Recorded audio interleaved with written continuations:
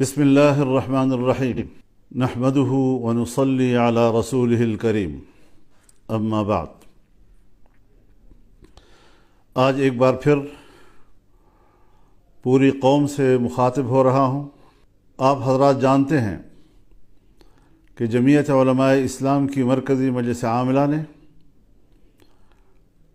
8 فروری 2024 کے الیکشن کے نتائج کو مسترد کر دیا تھا۔ 2018 کے الیکشن میں جو عوام کی حق رائے دہی پہ ڈاکہ ڈالا گیا تھا، 2024 میں ایک بار پھر عوام کی حق رائے دہی پر شبخون مارا گیا ہے۔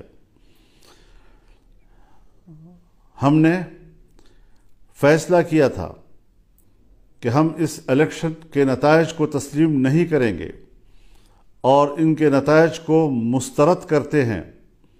یہ عوام کی نمائندہ کم اور اسٹیبلشمنٹ کی نمائندہ زیادہ ہے۔ ہمیں عوام کی طرف جانا ہوگا، عوام کو اعتماد میں لینا ہوگا تاکہ وہ اپنے ووٹ کے حق کے لیے متحد ہو سکے، ان کی صفوں میں وحدت آ سکے اور وہ اس قابل ہو سکیں کہ وہ اپنے ووٹ کو تحفظ دے سکیں اور اپنے حق رائے دہی اس کو محفوظ کر سکے۔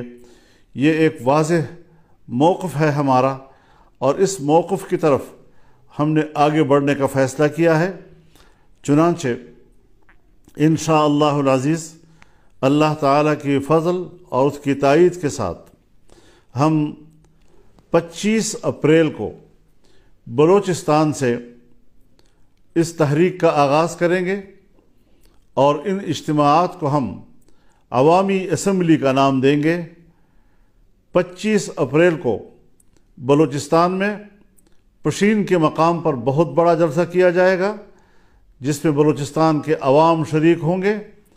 اسی طریقے سے 2 مئی کو کراچی میں بہت بڑا عوامی اسمبلی کا انعقاد ہوگا اور سندھ کے عوام اس میں شریک ہوں گے۔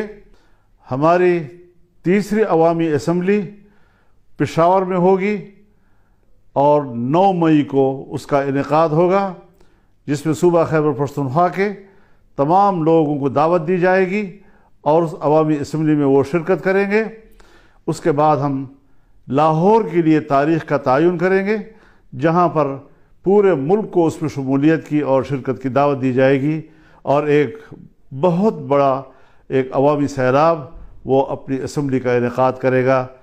ہم اس حوالے سے دوسری سیاسی جماعتوں سے بھی رابطہ کر رہے ہیں تاکہ عوام کی ایک متفقہ اور متحدہ صف وہ اس کو زندہ کیا جا سکے، اس کو منظم کیا جا سکے۔ تو اس حوالے سے ہم اس شیڈول کا اعلان کر رہے ہیں اور انشاءاللہ ہمارے کارکن، ہماری تنظیمیں، ہر صوبے کی اور ماتحت تنظیمیں ان کو کامیاب بنانے کے لیے فوراً حرکت میں آئیں گی۔ کیا مسئلہ ہے آخر کہ جہاں الیکشن کمیشن بے بس رہا ہے اور اس کو ایک نتیجہ بھی مرتب کرنے کی اجازت نہیں ہے اور اداروں کی طرف سے جو نتائج بھیجے جاتے ہیں، آج الیکشن کمیشن میں کوئی دم خم ہی نہیں رہ گیا ہے۔ ہماری سول بیوروکریسی اس میں تو جو مداخلت ہو رہی ہے اور جو ان کے آئینی اور قانونی اختیارات ہیں اس میں بھی ہے۔ اس سارے صورتحال سے جمعیت علماء اسلام کے موقف کو تائید بھی مل رہی ہے اور تقویت بھی مل رہی ہے۔ ہمارا موقف صحیح ہے، ہم نے صحیح آواز بلند کی ہے اور انشاءاللہ اس کو ہم آگے بڑھائیں گے۔ میں ایک دوسرا اعلان بھی اپنی مرکزی مجلس عاملہ کے اراکین کے مشاورت کے ساتھ، اکثر دوستوں نے ہمیں یہی مشورہ دیا ہے کہ جو ضمنی الیکشن کا شیڈول آیا ہے اس ضمنی الیکشن کا بائیکاٹ کیا جائے گا۔ جمعیت علماء اسلام کا کوئی رکن ضمنی الیکشن میں حصہ نہیں لے گا اور اس حوالے سے یہ بات واضح رہے کہ ہم ضمنی الیکشن چونکہ اسی الیکشن کا تسلسل ہے اور ہمیں پچھلے نتائج پر اعتماد نہیں، ہم کس طرح سے ضمنی حلقوں میں کوئی انصاف کی توقع رکھ سکتے ہیں۔ ہم پھر ایک بار مقتدرہ کا کھیل کا نشانہ بنیں گے اور اس طریقے سے عوام کی حق رائے دہی کے ساتھ کھلواڑ کیا جائے گا، یہ بات کسی قدر ہمیں قابل قبول نہیں۔ انشاءاللہ العزیز رمضان المبارک کے بعد تحریک چلے گی، فیصلے اب ایوان میں نہیں میدان میں ہوں گے۔ اب مقتدرہ کی اسمبلی نہیں چلے گی، عوامی اسمبلی چلے گی، اور اس حوالے سے بھرپور عوامی جدوجہد کا آغاز کیا جائے گا۔ ہم اللہ سے مدد کی درخواست کرتے ہیں، دعا کرتے ہیں کہ اللہ تعالی ہمیں اس مقصد میں کامیابیاں عطا کریں اور پاکستان کو ایک پرامن اور ایک اسلامی فلاحی ریاست کی صورت میں ہمیں دکھائے۔ میں اس بات کی وضاحت کر دینا چاہتا ہوں کہ ہماری جدوجہد وہ پرامن ہوگی، آئین اور قانون کے دائرے میں ہوگی، اور کسی قسم کا تشدد کا عنصر ہماری تحریک میں نہیں ہوگا۔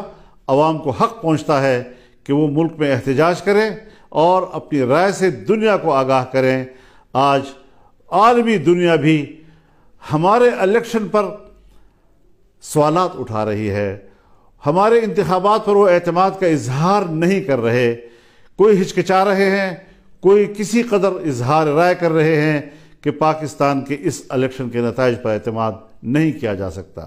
اس حوالے سے ہمارا موقف بالکل حقیقت پر مبنی، خود اعتمادی سے بھرپور، اور انشاءاللہ کامیابی کی منزل سے ہمکنار ہونے کے لیے آگے بڑھے گا۔ اللہ تعالی ہمارا حامی و ناصر ہو۔ وآخر دعوانا ان الحمد للہ رب العالمین۔